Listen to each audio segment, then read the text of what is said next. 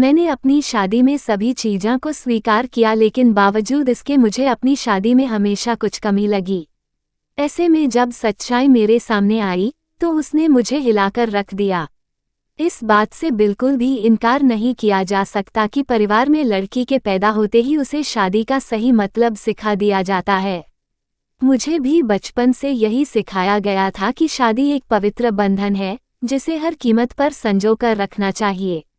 शायद ऐसा इसलिए भी क्योंकि मेरे माता पिता और भाई बहनों की मैरिड लाइफ बहुत ज़्यादा खुशहाल थी।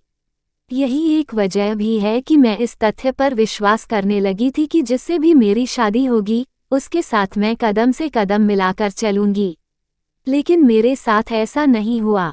समय के साथ मुझे समझ आया कि कैसे हम दूसरों की खुशियों की परवाह करते हुए खुद की खुशी को दांव पर लगा देते हैं। दरअसल जब मेरी शादी हुई थी तो उस समय मैं केवल 26 साल की थी। अपनी शादी को लेकर मैं बहुत ज़्यादा एक्साइटेड थी। ऐसा इसलिए क्योंकि मुझे यकीन था कि मेरे माता पिता की तरह मेरा वैवाहिक जीवन भी काफ़ी अच्छा होगा।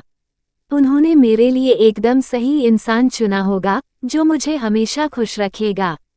लेकिन मैं नहीं जानती थी कि मेरी किस्मत में कुछ और ही लिखा था। शादी से पहले मैं अपने होने वाले पति से 1 से 2 बार ही मिली थी। वह काफ़ी शर्मीला और शिष्ट था।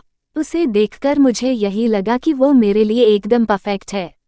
मैं अपने फैसले से काफ़ी ज़्यादा संतुष्ट थी। मेरे पिता ने भी मेरी शादी बहुत अच्छे से की थी। लेकिन शादी की पहली रात मेरे साथ कुछ ऐसा हुआ जिसने मेरी जिंदगी को बुरी तरह से हिलाकर रख दिया। सभी जानते हैं कि शादी की रात कितने मायने रखती है। इस अनुभव को यादगार बनाने के लिए मैंने खुद को तैयार कर रखा था। मेरे पति अंदर आए बैठे और मुश्किल से कुछ मिनट ही मुझसे बात की। उन्होंने यह कहकर बात खत्म कर दी कि वह थक गए हैं। मैंने भी यही सोचा कि शादी की रस्मों के कारण थकान हो गई होगी, इसलिए मैंने भी इस बात पर ज़्यादा रिएक्ट नहीं किया।